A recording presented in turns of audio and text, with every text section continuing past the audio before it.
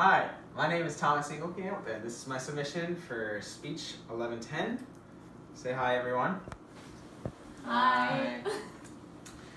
Speech starts now. Troy Thomas, Neil Applegate, Thomas Day, Tyler Smith, Chris Rochester, and two others that I didn't even know the names of were all the people that committed suicide when I was in high school at WS High School. Depression is a serious problem in America, and we need to change the way that we think about it. The way that we think about depression is not working, and we need to take a preventative approach before people get depressed so that by the time they are depressed, it's not too late to remedy the problem. As if those 7 people weren't enough, 5,400 suicide attempts between children between 7 and 12 happen per month in the United States, according to the American Society for the Positive Care of Children. And the 4 most prevalent problems that lead to depression are abuse of social media, a lack of a sense of identity, people neglecting to take care of their physical health, and the attitude that Americans have towards therapy to past trauma. And the first of these is social media. Teens of today are lonelier than ever. In a world that's connected by the internet every second of the day, it's kind of ironic. Now, smartphones do a lot of good, but they also provide access to a lot of harmful tools. My high school teacher, Mrs. Elliott, she always said that it's incredible that we carry around computers in our pockets that can do amazing computation, but we never use it for that. So, the first thing that social media does is that it has increased access to other people's social lives, and this leads to increased anxiety and depression, according to the American Association for Anxiety and Depression. And the first result of this is decreased social skills, cyberbullying, an intense need to fit in, and the highlight reel effect, which is when you compare yourself to others because they only show you what they want you to see. Social media magnifies this identity crisis in a powerful and harmful way. But the solution to this is authentic social interaction. So the first way that we can overcome this is to communicate in bare bones, authentic ways. And the way to do this is to do it with your friends, to do it with your children, and to do it with people who you know are susceptible to depression, because that's the thing that they need. The second is to limit your time online, because increased time online actually leads to anxiety and depression. The third thing, and this is more applicable to parents, is to create a relationship of a confidant. So if your child knows that they can come to you with any problem and they won't be judged, or they won't be seen as frustrating, or they're going to be much more likely to tell you about their problems, and you're going to be able to have an open line of communication with your children. And the last thing is to warn our friends and our children about the harmful effects of social media and train people to use social media in the right way. So the next point I'd like to make is that the attitude towards past trauma is not working in America, and we need to change the way we think about it. The most common past trauma is a childhood event or some kind of abuse. And according to the Psychological Science Association, over 1 million children per year suffer some sort of abuse, physical or sexual, or some kind of death that they never deal with and end up having developmental problems later down the road. The timing and the exposure and the amount of exposure are the 2 most factors that determine how harmful the effect was. Now, stress is something that we tend to think about, something that we go through, but stress is actually a state of being that changes the way our brain develops, especially when we're younger.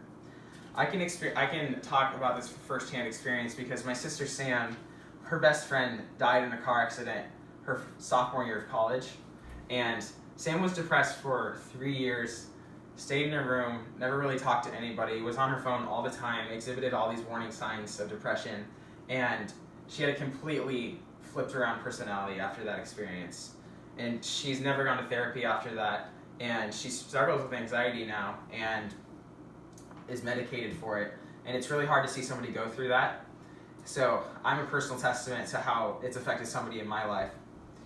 But the way we think about therapy is wrong, because some problems, we just need to talk through them, and that's all it would take. But we don't realize that we need to do that. And according to the Substance and Abuse and Mental Health Services Association, cognitive and behavioral therapies are proven to work. And so if we just had the infrastructure and we had the attitude that therapy is something worth doing and it's something that anybody and everybody should be open to, then that will change the way and prevent more teens from being depressed. The third point that I'd like to make is taking care of your physical health oftentimes clears up any mental health issues before it even happens. And these things are intuitive, like exercise, not eating, eating healthily, not drinking, taking your vitamins, and getting omega-3s.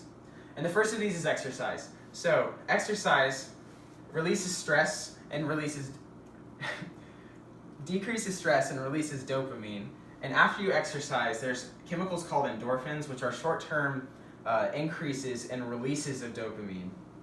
And if you exercise on a regular basis and get into a habit of releasing dopamine on a daily basis, it oftentimes jumpstarts your recovery process in depression. And the second is sleeping. So there are two camps for people who struggle with a sleep schedule. The first is that people who sleep too much are people that don't sleep enough. People who are depressed, oftentimes they can't wind down in the evening, or maybe they just enjoy sleeping because it's a way of avoiding problems. So by taking sleeping pills or just getting into a regular cycle of waking up at the same time every day are ways to overcome that. Lastly, the sense of identity is probably one of the most important of the four problems that I mentioned. Our sense of identity often comes from the way that we seek truth around us and the deepest, most basic way we define ourselves. And oftentimes we look outside ourselves for these answers. Oftentimes people aren't sad, they're deeply unfulfilled about who they are. And one way that people seek that is through religion. Religion is how we relate to the universe, or to others, and the community around us. And according to the Journal of Psychiatry, religion devises the much needed guidelines and the parameters that help us discern truth around us in general. And the second point that I'd like to make about identity is an internal or an external locus of control. An internal locus of control is somebody who thinks that their behaviors can affect the outcomes in their life. So do you think that you can change the way that you perform? Or do you think that you can change the way that your relationships happen to you? Or do you believe that it's by some other factor outside of your control? And we probably all fall somewhere along that spectrum. And according to a study done by psychologists at the University of Nebraska-Lincoln, an internal locus of control leads to a much lower propensity to be depressed, and an external locus of control leads to a feeling of helplessness and a much higher propensity to be depressed. So to conclude, we need to change the way that we think about social media, the approach to past trauma through therapy, the way we orient ourselves through a daily habitual process of taking care of our physical health, and looking outside of ourselves for answers and a source of identity. Now you may say, it's just chemistry. Some people are just more likely to be depressed than others, and there's nothing you can do about that. That may be true, but taking care of these four things in your life are general guidelines to live a happy life, even if you're not depressed or not. So I'd like to urge you guys to change the way you think about these four things: social media, trauma, physical health, and looking outside yourself for answers. Because this is how you choose to live, and it affects others, and it affects the way we encounter the world. So if you have a friend who is depressed or struggling with this, let them know that these things are the most important factors to their recovery. Thank you.